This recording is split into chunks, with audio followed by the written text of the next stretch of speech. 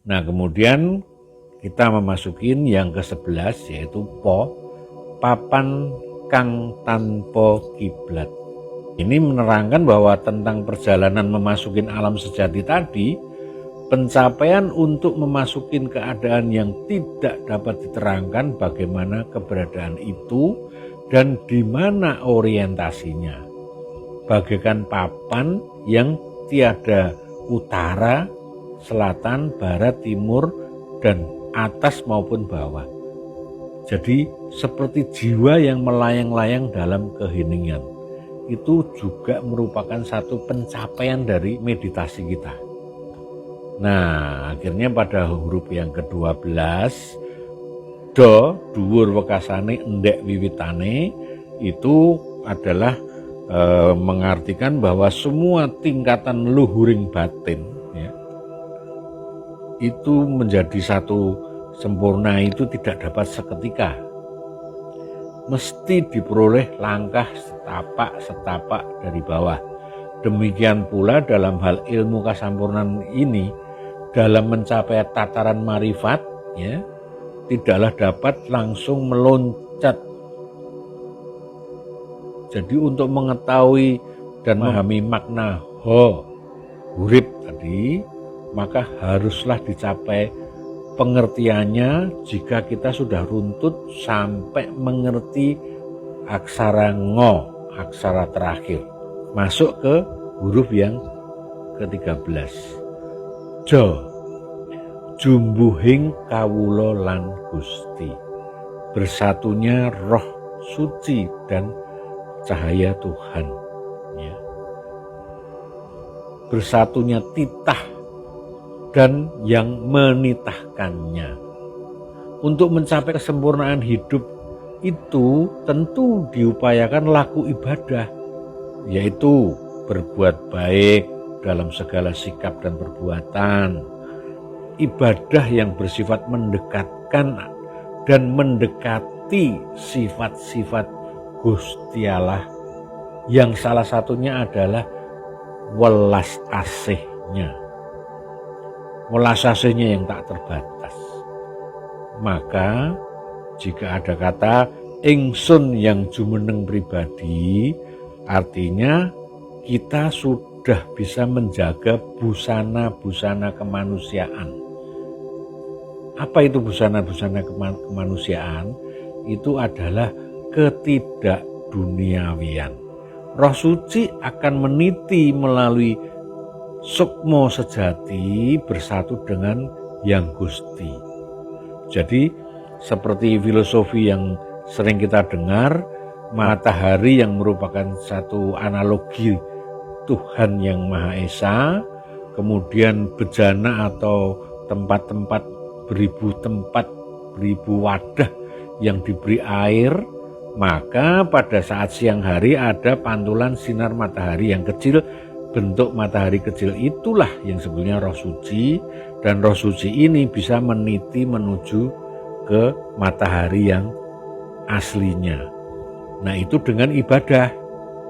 Itu yang disebut manunggaling kawula Gusti. Dalam pewayangan juga ada lakon Bima menemukan Dewa Ruci, yaitu wujud Bima dalam wujud yang kecil. Analog dengan kita telah mengerti menurutin titah yang dibawa seperti halnya oleh matahari kecil yang meniti kepada matahari aslinya. Karena itulah matahari kecil ini memiliki sifat yang sering disebut dengan guru sejati, tinuntun. Ada suksma sejati yang menuntun. Itu huruf ke-13 yaitu jo, jumbuhing kawula Gusti. Jadi kita bisa jumbuh, kita bisa bersatu. Kadang-kadang di dalam pemikiran konsep ketuhanan disebutkan bahwa Tuhan sebagai figur, itu yang tidak ada pada pengertian Jawa. Bersatunya roh suci dengan cahaya Tuhan, bukannya bersatunya manusia dengan satu figur Allah tidak, bukan figur. Maka jo jumbuh ing kawula Gusti itu maksudnya kita bisa meniti menuju satu kebersatuannya dengan Gusti Kang Maha Kuwasa.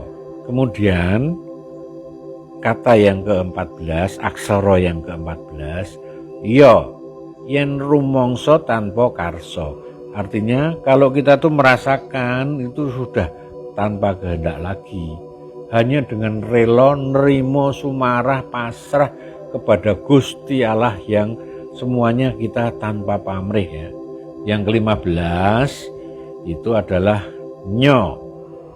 nyoto tanpa moto, ngerti tanpa diwurui. Nah akhirnya memanfaatkan rasa, maka sebetulnya apa yang kita rasakan, apa yang kita lihat dari satu kegaiban alam semesta ini itu tidak dimengerti dari mata, tidak nyata dari mata, tetapi seperti dikasih tahu walaupun tidak nyata dari mata gitu. Jadi kalau anugerah kasih Allah yang diterima akan dirumangsani, jadi dirasakan, bukan selalu yang kasat mata, karena pada tingkatan ini mata batin kita telah terbuka.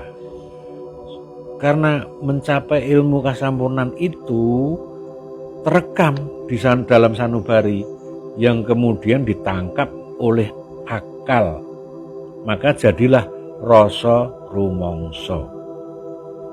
Nah sekarang huruf ke-16 mo ya, mati bisa bali.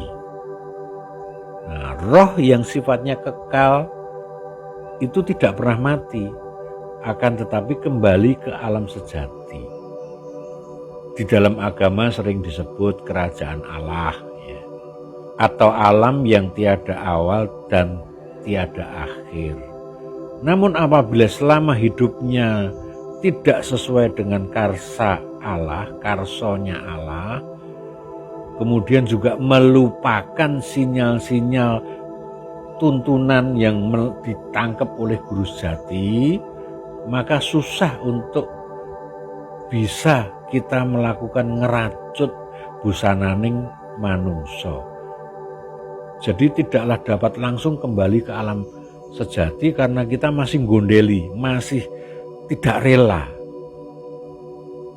Tetapi jika kesempurnaan telah dicapai, maka kondisi roh menjadi jumenenging zat kang tanpa niat, maka kembali lagi jiwa atau roh suci ini ke alam padang yang tanpa winatesan. Jadi kita kembali ke alam yang padang tanpa winatesan. Jika kita melakukan meditasi, suatu saat kita mengalami biar alam padang yang tanpa winatesan, artinya adalah kita pernah menyatu dengan alam sejati.